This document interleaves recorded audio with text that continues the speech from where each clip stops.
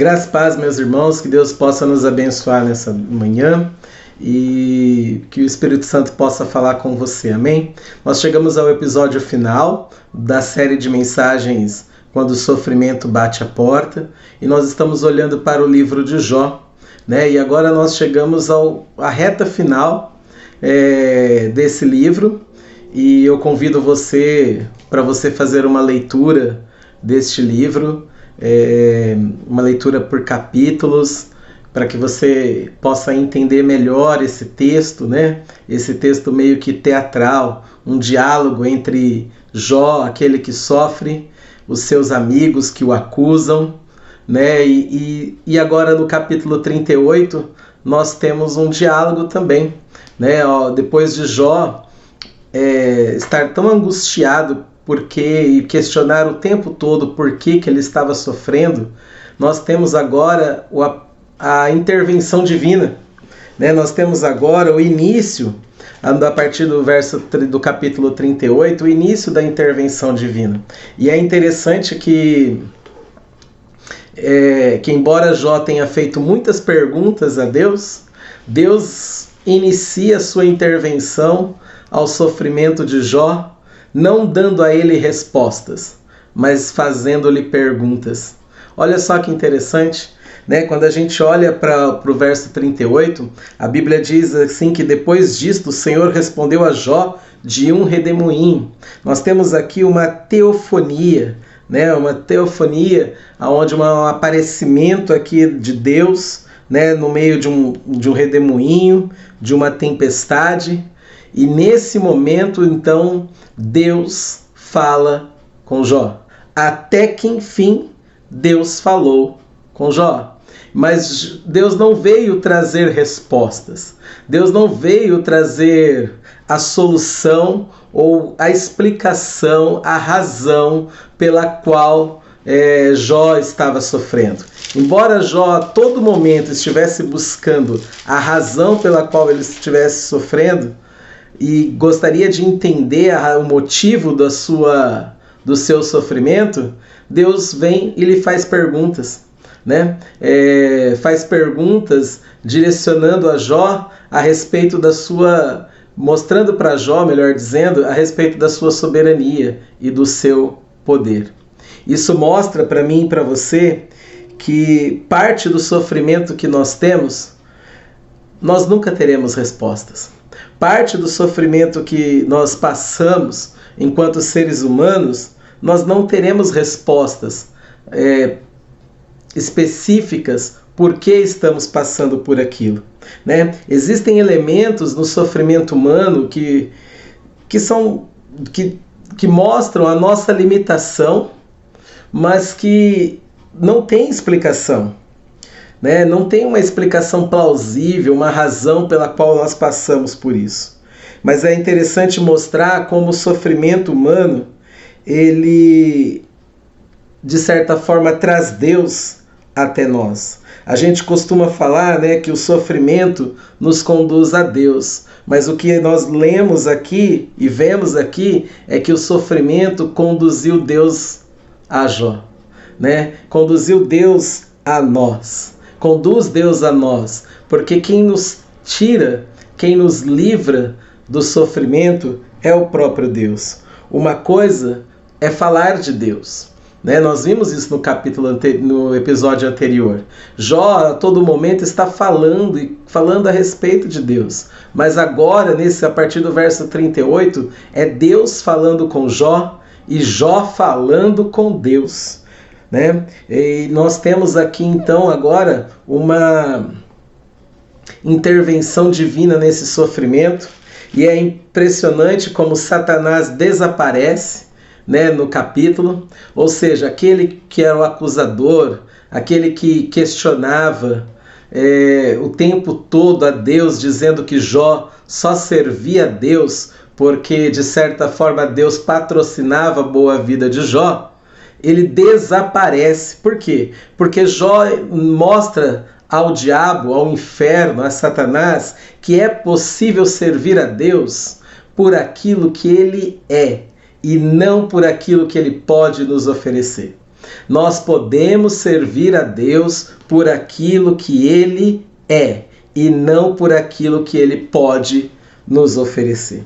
É tão interessante que nós olhamos para o capítulo 42 e a Bíblia vai mostrar Jó dizendo, né? Ele diz assim no verso 5: com o ouvir dos meus ouvidos ouvi, mas agora te veem os meus olhos. Ele tem uma experiência com Deus, uma experiência que trouxe Deus para ser real na vida dele.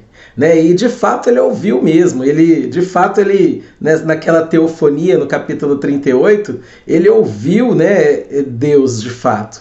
Né? Ele viu, agora os meus olhos te veem, ele passou por uma experiência, né, porque agora ele enxerga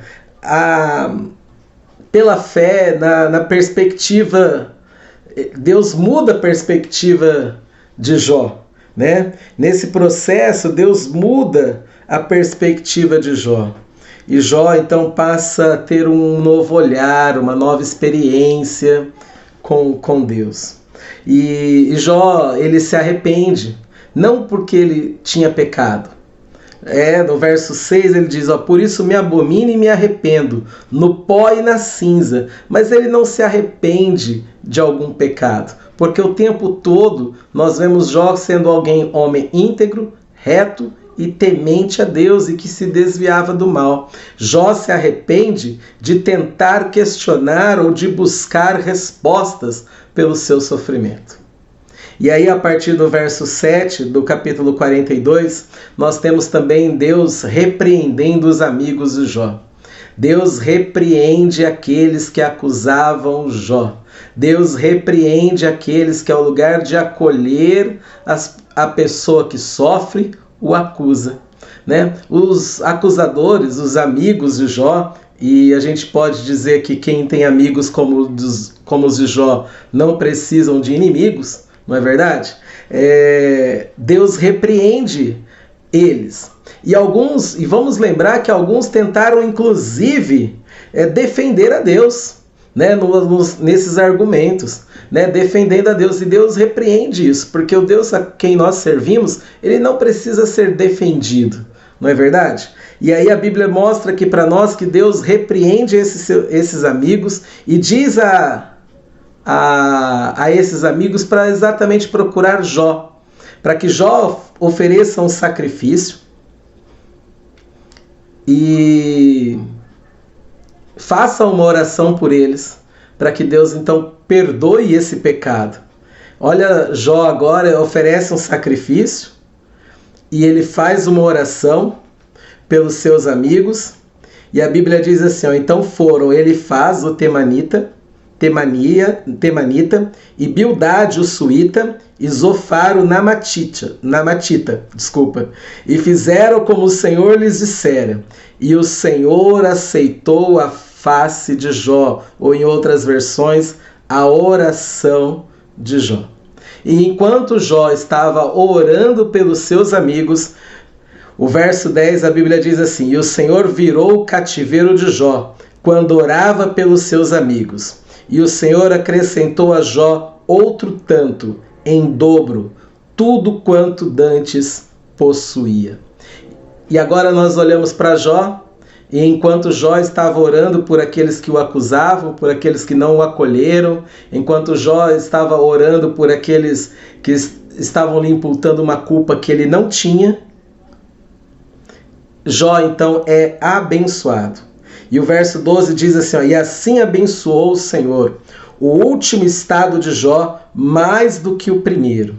Se antes Jó tinha 7.000 ovelhas, ele passou a ter 14.000 ovelhas. Se antes ele tinha 3.500 camelos, ele passou a ter 7.000 camelos. Se antes ele tinha 500 juntas de bois, ele passou a ter 1.000 juntas de bois. Se ele antes tinha 500 jumentas, ele passou a ter 1.000 jumentas. Tudo na vida de Jó foi duplicado. Tudo na vida de Jó foi duplicado. Ele voltou, inclusive, a ter o seu mesmo número de filhos.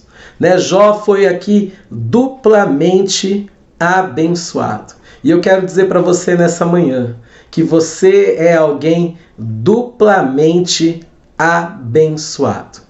Né? Se você está passando por algum problema, por alguma dificuldade, ou se você está passando por uma provação igual Jó, a qual nós vimos nesses capítulos, eu quero dizer para você, olha, renda-se, entregue-se a Deus, não se preocupe em tentar achar a causa, o efeito, ou ficar se perguntando por quê, mas entenda que mesmo no sofrimento podemos servir a Deus e que toda dor a qual nós passamos, ou todo sofrimento que nós suportamos ou passamos nesse mundo, ele é passageiro e que Deus tem dupla bênção para a sua vida. Né? Prova disso é o que o Tiago ele escreve para nós lá em Tiago 5, verso 11. Olha só que interessante. Eu vou abrir para que a gente possa ler. Tiago, capítulo 5, verso 11. E Tiago, aqui no Novo Testamento, fala a respeito de Jó. E ele diz assim: eis que temos por bem-aventurados os que sofrem. Se você está sofrendo, você é bem-aventurado. Eis que temos por bem-aventurado aqueles que sofrem. Ouviste qual foi a paciência de Jó, e viste o fim que o Senhor lhe deu? Porque o Senhor é muito misericordioso e piedoso. O Senhor é muito misericordioso e piedoso. Ouviste o fim de Jó? Sabe qual foi o final da história de Jó? Sabe qual foi o final, o roteiro final da história de Jó? É que Jó foi duplamente abençoado. Sabe por quê? Porque Deus é misericordioso e Deus é piedoso. Talvez olhando para a história de Jó, se nós não conhecêssemos o final, nós diríamos que Jó teria um final triste, que o final da história de Jó seria um capítulo de um filme que nós não gostamos. Mas conhecendo a história e o Deus a quem nós servimos, nós entendemos que Deus é aquele que muda o final da história. E eu quero dizer para você nessa manhã, Deus pode mudar o final da tua história. Ele pode dar um início naquilo que nós acreditávamos que era um final. E para terminar, eu quero dizer que Deus é misericordioso, Deus é piedoso, e porque Deus é misericordioso e porque Deus é piedoso, nós podemos dizer hoje, nessa manhã, que nós somos duplamente abençoados. Eu gostaria que você pudesse orar nessa manhã dizendo: Deus, obrigado, porque eu sou duplamente abençoado. Está sofrendo? Está difícil passar pela prova? Continue crendo, continue orando, continue suportando, porque Deus vai nos abençoar duplamente.